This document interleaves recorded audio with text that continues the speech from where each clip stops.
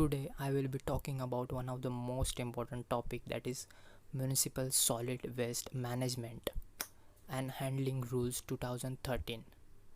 But before going to the topic of handling rules of solid waste management 2013, we'll understand what is solid waste. So solid waste is basically, solid waste means any garbage, refuse, sludge from a wastewater treatment plant, water supply treatment plant, or air pollution control facility, and other discarded materials including solid, liquid, semi-solid, or contained gaseous materials resulting from industrial, commercial, mining, and agriculture operations. So basically, solid waste is a garbage or trash which is generated from household or commercial activities.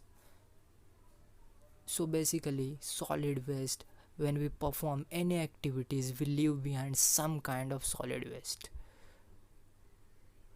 So according to their properties, solid waste are classified into two categories, that are biodegradable solid waste and non-biodegradable solid waste.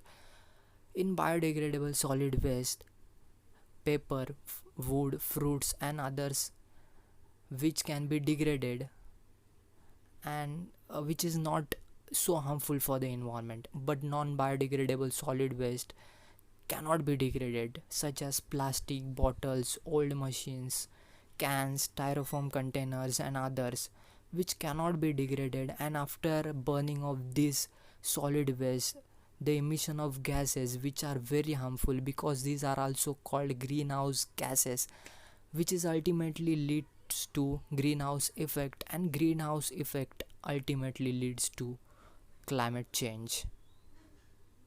So as I have discussed, there are two sources of solid waste, that is household and commercial and industrial source. So now I will talk about solid waste management rules 2013, or major highlights of new solid waste management rules 2013 in stepwise. So the first step is segregation at source. So all of us, whether we are living in a residential accommodations or whether we are commercial institution or educational institution, all of us are generating waste. So all of us are waste generators, and therefore duty is cast upon all of us that we should segregate the waste in three separate bins, that is biodegradable waste, non-biodegradable waste, and domestic hazardous waste. So this is about segregation at source. So this waste is first segregated and by waste generator, and then it is handed over to authorized waste collectors or waste pickers. And the next step is collection of disposal of sanitary waste. The manufacturers or brand owners of sanitary napkins are responsible for awareness for proper disposal of such waste by the generator, and shall provide a pouch or a wrapper for disposal of each napkin or diapers along with the packet of their sanitary products.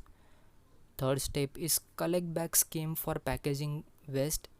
So as per the new rules, brand owners who sell or market their products in packaging material which are non-biodegradable should put in a place a system to collect back the packaging waste generated due to their production.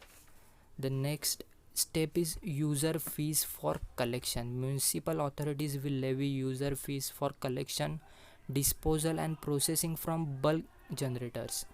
As per the rules, the generator will have to pay user fee to the waste collector and a spot fine for littering and non-segregation, the quantum of which will be decided by local bodies. The next step is waste processing and treatment.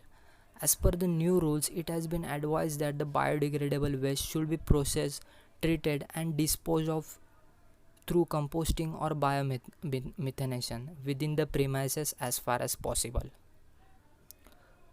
The next step is promoting use of compost. As per the new rules, the Department of Fertilizers, Ministry of Chemicals and Fertilizers should provide market development assistance on city compost and ensure promotion of co-marketing of compost with chemical fertilizers in the ratio of 3 bags is to 6 to 7 bags by the fertilizers.